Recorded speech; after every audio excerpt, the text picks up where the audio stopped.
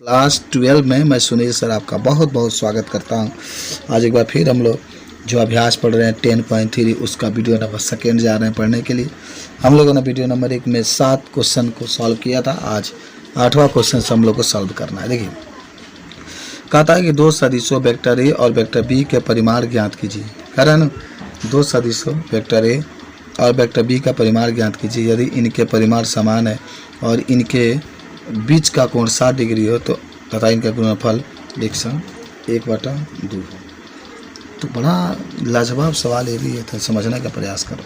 देखो, तो सूत्र क्या होता है ना, cos theta vector A into vector B बटा में मालूम वेक्टर इंटू वेक्टर बी, या तीसरा गुणा करेंगे ना एक मान करके, तो vector A into vector B बराबर कॉस थीटा मालूम वेक्टर ए इंटू मालूम वेक्टर बी, समीकरण नंबर 1 हो जाएगा। अब vector A into vector B बराबर 1/2 हो जाएगा समीकरण 1 से। तो जहाँ vector A into vector B है तहाँ 1/2 रख दो। कॉस थीटा का मान 60 है ना, 60 रख दो। Vector B into vector B, क्योंकि दोनों बराबर है तो 1/2 वेक्टर बी स्क्वायर, 1/2 से 1/2 कैंसिल, 1 वेक्टर बी स्क्वायर बराबर 1 वेक्टर बी बराबर 1। ये बराबर भी है क्योंकि दोनों सेम है, तो इसलिए मारो में वेक्टर ए का मान भी 1 और मारो में वेक्टर बी का मान। तो आइए प्रश्न 9 के पास हम लोग चलते हैं। कितना आसान क्वेश्चन है यार। 9 नंबर कहता है यदि एक मात्रक सदिश, ध्यान देना, यदि एक मात्रक सदिश वेक्टर ए के लिए, देखिए एक बात क्लियर हो गया कि जहाँ मार में वेक्टर ए होगा इसका मान आप 1 रख सकते हैं क्योंकि मात्रक सदिश का चुका। कितना आसान। x माइनस ए और x प्लस ए बराबर 12 हो तो मार में x का मान आपको, वेक्टर x का मान आपको निकालना। चलिए, लाजवाब सवाल है, जैसे है वैसे हमने उतार दिया। और आप मुझे बताइए जरा, यहाँ x के गुना जो वेक्टर x देख रहे हैं इसका गुना वेक्टर x प्लस ए में होगा ना। अरे भाई, इसका गुना दोनों में होगा ना, तो वेक्टर x लिख दिए। Vector x plus vector A minus vector A लिख दीजिए, और फिर यहाँ पर vector x plus vector A बराबर 12। वेक्टर x गुना x में करोगे तो vector x into vector x, फिर इसका गुना करोगे तो vector x into vector A minus vector A into vector x, फिर आपके माइनस वेक्टर ए इंटू ए बराबर 12। तो यहाँ पर अब तो ये कैंसिल हो जाएगा ना, सेम है काट जाएगा। तो vector x into vector x में गुणा करोगे तो मार में वेक्टर एक्स स्क्वायर और माइनस ए में से मार में वेक्टर ए स्क्वायर 12। और क्यों कट गया, क्योंकि इतना बराबर इतना होता है। चलिए, अच्छा और देख लेते हैं। और पहले ही कहा कि ना, मैंने पहले आपको बताया कि जहाँ वेक्टर ए होगा उसके ऊपर 1 रख दिएंगे ना, तो जो ये समीकरण आया है यहाँ पर थोड़ा सा मैं फिर बताता हूँ, यही मेन समीकरण है बाबू, ठीक है ना। इसी में इसका मानवा रख देंगे तो वेक्टर एक्स स्क्वायर तो ही रहेंगे, और जहाँ ए स्क्वायर है ना तहाँ 1 रख दो बराबर 12, तो वेक्टर एक्स स्क्वायर, तो 12 में इधर करेंगे प्लस 1 13 हो जाएगा। तो मान में x बराबर करनी में 13, तो करनी में 13 आपका x का मान निकल जाएगा। आसान है, बहुत आसान है, आपको बस एक बार देखना है, लगा देना। आइए क्वेश्चन नंबर 10 के पास चलते हैं। 10 नंबर क्वेश्चन कहता है, देखो वेक्टर ए बराबर 2i प्लस 2j प्लस 3 के। याद करो, कहता है कि वेक्टर ए बराबर 2i 2j 3 के, और वेक्टर बी बराबर माइनस आई प्लस 2j प्लस के, और वेक्टर सी बराबर 3i प्लस j इस प्रकार की है कि ए प्लस लेमडा बी और सी पर लंब हो तो लेमडा का मान आपको निकालना।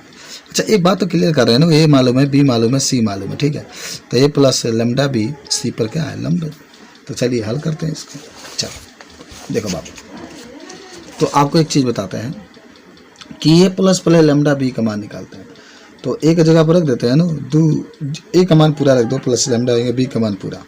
अच्छा समझो, 2i माइनस आई लेमडा, तो यहाँ से 2 माइनस लेमडा आई कामन ले लो, ये लेमडा है, प्लस यहाँ पर 2 और यहाँ पर प्लस 2 लेमडा जे कामन ले लो, प्लस 3 प्लस लेमडा के कामन ले लो। लेकिन दिखा रहा है कि ए प्लस लेमडा भी सी पर लंब है, तो ए प्लस लेमडा भी इंटू सी बराबर 0। तो ए प्लस लेमडा भी ए पूरा जो मान देखते हैं वो रख देंगे, देखिए रख दिया गया है, और इंटू जो सी है, सी का मान जो है 3i प्लस जे बराबर 0 है, तो रख देंगे। लेकिन एक बात जरूर याद है, आई के गुना आई में कर लो और जे के गुना जे में। चलो, तो आई से गुना आई में करेंगे 2 तो हो जाएगा 3 दूना 6 और माइनस 3 लेमडा, और जे से कर लो इसमें, तो 2 प्लस 2 लेमडा, 6 2 8 और 3 में 2 जाएगा माइनस लेमडा, 8 माइनस लेमडा बराबर 0, तो लेमडा बराबर 8 आंसर आ जाएगा। हाँ, कोई सस्पिशन नहीं होना चाहिए। देखो एक बार फिर समझाते हैं, भले यहाँ पर के है लेकिन के इसमें तो है नहीं ना, सी में तो के है नहीं, तो केवल आई से गुना आई में कर दो, जे से गुना जे में कर दो। तो आई वाला के में करोगे तो आपको याद होगा कि आई के रहेगा तो 0, मान विपरीत रहता है तो 0 होता है, जे के रहेगा तभी 0, आई के रहेगा तभी 0। इसलिए आई से मल्टीप्लाई आई में, और आई इंटू आई एक मान 1 हो जाता है, जे इंटू जे का मान भी 1 हो जाता है। समझो। चलो आते हैं क्वेश्चन नंबर 11 के पास। अच्छा 11 नंबर क्या कहता है, इसको भी हम लोग थोड़ा सा देखते हैं। कहता है कि दर्शाइए कि दो शून्येतर सदिश वेक्टर ए और वेक्टर बी के लिए माड में vector A into B plus mod में वेक्टर बी इंटू ए और फिर इंटू माड में vector A into B minus mod में वेक्टर बी इंटू ए पर लंब है। चलो तो पहला दो वेक्टरों को मान लेंगे। माना कि यल बराबर जो दिया है ना, पहला ये जो बात है, माड में vector A into B plus mod में वेक्टर बी इंटू ए और वेक्टर एम बराबर माड में vector A into B minus mod में वेक्टर बी इंटू ए। तो यहाँ से वेक्टर यल इंटू एम पर निकालेंगे तो वेक्टर माड में इंटू बी प्लस माड में वेक्टर बी इंटू ए और ये रहेगा दोनों का मल्टीप्लाई। इसका अच्छे से समझो, इसका इसमें करोगे डबल हो रहा है ना, तो माड में ए स्क्वायर, अब बी से बी में करोगे तो बी स्क्वायर हो जाएगा, माइनस ए से करोगे माड में वेक्टर ए इंटू माड में वेक्टर बी, बी इंटू ए हो जाएगा, प्लस ये माड में वेक्टर बी माड में वेक्टर ए इंटू बी हो जाएगा, और ये इसका गुणा इसमें करेंगे तो डबल बी हो रहा है तो माड में वेक्टर बी स्क्वायर, फिर ए से गुणा ए में करोगे तो ए स्क्वायर। अच्छा ये तो सेम है ना, ये तो कट जाएगा, देख रहे हो बचेगा आपका ये, तो माड में वेक्टर ए स्क्वायर, और देखो यहाँ पर लिखा है कि जहाँ vector A into vector B है वहाँ भी माड में vector B square, vector A into vector A mod में भी ए स्क्वायर होता है। ठीक है, ये भी देख रहे हैं कि माड में vector A into mod vector A into vector B हो तो इसके जगह vector B into vector A लिख सकते हैं। ठीक है, यानी कहने का मतलब है कि अब इसके आगे आप यल इंटू एम को देखेंगे, जैसे आप देख रहे थे, वो थोड़ा समझाते हैं। ए स्क्वायर तो जैसे है वैसे ही, और ये बी स्क्वायर हो जाएगा माइनस ये जो है ना, ये ए बी वगैरह जो है कट जाएगा, सब कट जाएगा, सेम है तो जीरो आ जाएगा। जीरो आ गया तो आप कह सकते हैं, जीरो आना भी चाहिए ना, जब vector A into vector B लंब कहेगा तो vector A into vector B का मान जीरो आना चाहिए, अतः वेक्टर यल वेक्टर एम पर लंब है, बता सकते हैं। समझ आ रहा है? चलिए क्वेश्चन नंबर अब हम लोग 12 के पास चलते हैं। तो 12 नंबर क्वेश्चन भी हम लोग देखते हैं कैसे इसको हल करेंगे। तो कहता है कि यदि vector A into vector A बराबर 0 और vector A into vector B बराबर 0 तो सदिश वेक्टर बी के बारे में क्या निष्कर्ष निकाला जा सकता है। चलिए क्या निकाला जाए। Vector A into vector B बराबर 0 है, vector A into vector B बराबर 0, अतः वेक्टर ए बराबर 0, वेक्टर बी भी सदिश हो सकता है। तो कह सकते हैं वेक्टर बी के बारे में वेक्टर बी क्या होगा, सदिश होगा। इतना लिख देंगे तो आपका आंसर आ जाएगा। समझ रहे हैं बात को? वेक्टर ए का मान 0 ही नहीं होगा, ए में से गुणा करेंगे तो माड में स्क्वायर होगा। अब भाई जब स्क्वायर हटाएंगे तो 0 हो जाएगा, तो वेक्टर बी आपका एक सदिश होगा। चलिए क्वेश्चन नंबर नेक्स्ट पे, ये 12 नंबर था। देखिए 13 नंबर क्वेश्चन ये कहता है ना कि यदि वेक्टर ए बी और सी मात्रक सदिश इस प्रकार है, यानी कहता है कि वेक्टर ए वेक्टर बी और वेक्टर सी इस प्रकार है कि vector A plus vector B plus vector C बराबर 0, वेक्टर 0 और vector A into vector B देख रहे हैं, vector A into vector B into vector C into A का मान ज्ञात कीजिए। तो सबसे पहले क्या करना है, दिया है कि वेक्टर ए वेक्टर बी तथा वेक्टर सी मात्रक सदिश है, तो मात्रक होगा तो माड में वेक्टर ए बराबर माड में वेक्टर बी बराबर माड में वेक्टर सी, यानी माड में जो भी है 1 हो जाएगा। और दिया है vector A plus vector B plus vector C बराबर 0, तो आप यहाँ पर वेक्टर ए अब vector B plus vector C into vector B plus vector C बराबर 0, उसके बाद से ए से गुणा ए में करेंगे तो ए, फिर ए से गुणा बी में करेंगे ए बी, फिर ए बी से गुणा सी में करोगे, ए से गुणा सी में करोगे ए सी, फिर बी से गुणा 3 में होगा तो बी ए बी ये सब हो जाएगा। तो माड में vector A square B square C square plus 2 vector A into vector B A आपका 0 बराबर, तो हो जाएगा ए बी बी सी सी ए बराबर -3/2 है, तो आंसर आ जाएगा।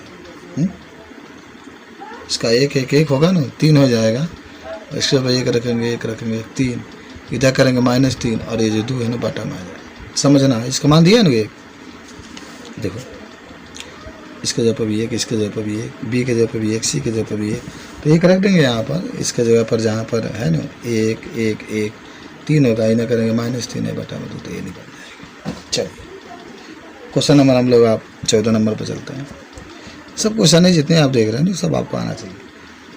तो 14 नंबर क्वेश्चन कहता है कि यदि वेक्टर ए बराबर 0 तथा वेक्टर बी बराबर 0 तब vector A into vector B बराबर 0, देख रहे हैं वेक्टर ए बराबर भी 0 है, वेक्टर बी बराबर 0 है, vector A into vector B बराबर 0, परंतु विलोम का सत्य होना आवश्यक नहीं है। एक उदाहरण और अपने उत्तर की पुष्टि कीजिए। अच्छा चलो, वेक्टर ए बराबर 5i2j मान लेंगे, माना कुछ ही मान सकते हैं आप, ठीक है ना, एक विलोम आपको सिद्ध करके दिखाना है। तो वेक्टर ए बराबर 5i plus 2j plus k और वेक्टर बी बराबर 2i minus 4j minus 2k।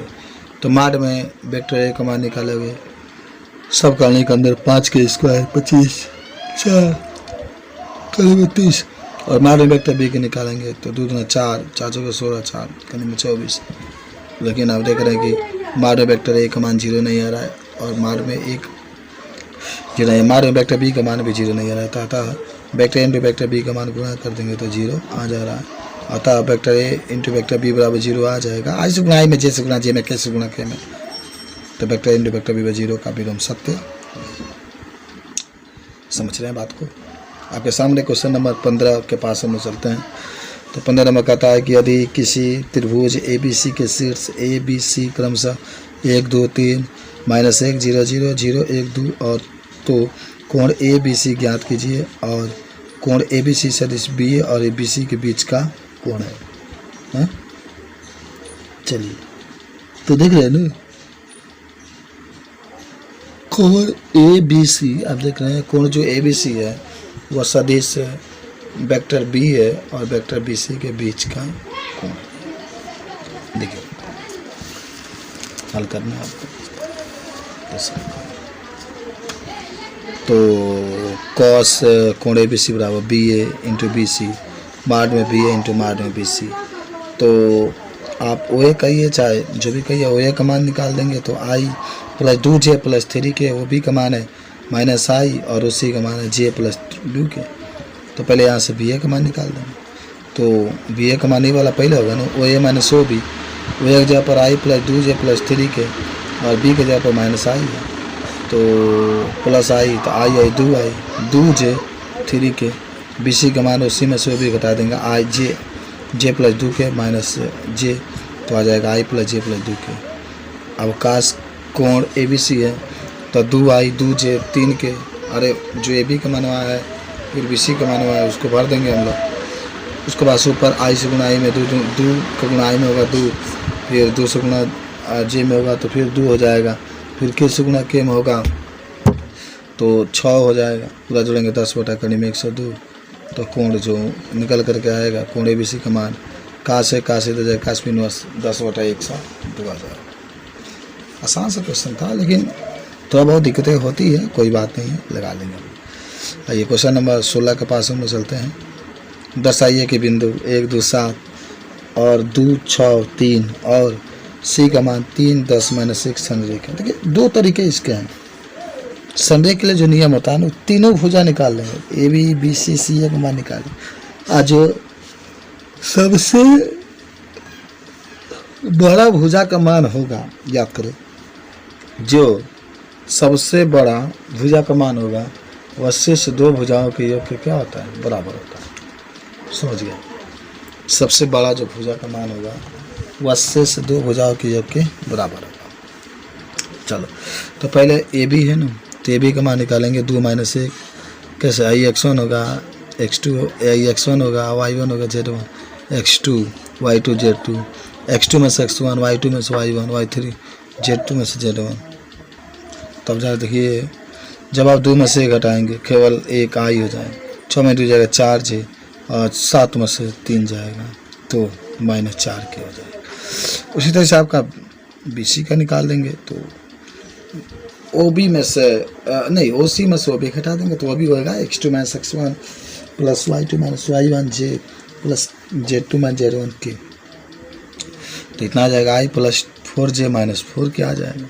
ठीक है, तो AC का मान निकाल देंगे इस तरीके से। तो इस तरीके से AB का मान करने में 33, BC का मान भी करने में 33, AC का मान 2 करने में 33। स्पष्ट है कि हम लोग जो AC है AB और BC के इक्वल है, क्योंकि AC का मान 2 करने में, थोड़ा सा मैं बता दूँ, AC का मान 2 करने में 33 है, बराबर इसका भी मान करने में 33 है, प्लस उसका भी मान भी 33 है, तो इसको भी जोड़ेंगे तो 2 करने में 33। संरेख है ना, जो सबसे बड़ी भुजा होती है दोनों छोटे भुजाओं के योग के बराबर होती है। अच्छा, बराबर रहता है तो हम लोग कहते हैं संरेख। नेक्स्ट क्वेश्चन पे चलते हैं। तो क्वेश्चन 17 दिखा रहा है, दर्शाइए कि सदिश 2i माइनस जे प्लस के आई माइनस 3j माइनस 5 के और 3i माइनस 4j माइनस 4 के एक समकोण त्रिभुज के शीर्षों की रचना करते हैं। वो ए बराबर इतना, वो बी बराबर इतना। देखिए ये वो ए का मान हो जाएगा, वो बी का मान हो जाएगा, वो सी का। तो पहले ए बी का निकालेंगे तो वो बी में से वो ए घटा देंगे, तो वो बी आई घटा देंगे आप। तो माइनस आई माइनस 2j माइनस 6 के। बी सी का निकालेंगे तो उसी में से वो भी घटा देंगे, तो उसी का 3i माइनस 4j माइनस 6 के इतना आ गया, ये घटा देंगे। तो ए सी निकालना है तो उसी में से वो ए घटा देंगे। तो इस तरीके से आप हल कर देंगे। तो माड में बी का मान करने में 41, माड में बी सी का मान करने में 6, माड में सी का मान करने में 35। तो 20 का करने में माड में 20 का स्क्वायर प्लस ए सी का स्क्वायर 6 प्लस 35 41 ए बी का स्क्वायर है अतः दिए गए सदिश समकोण त्रिभुज के शीर्ष। प्रश्न 18, यदि शून्येतर सदिश वेक्टर ए का परिमाण ए और लैम्डा एक शून्येतर अदिश है तो लैम्डा ए का मात्रक कौन होगा? तो लैम्डा ए का मात्रक जो होगा, देखिए लैम्डा माड में ए बराबर 1 तो लैम्डा ए बराबर 1, तो ए बराबर 1 बटा माड में लैम्डा डी आपका सही हो जाएगा। तो इस तरीके से अभ्यास खत्म होता है। नेक्स्ट अभ्यास हम लोग अगले वीडियो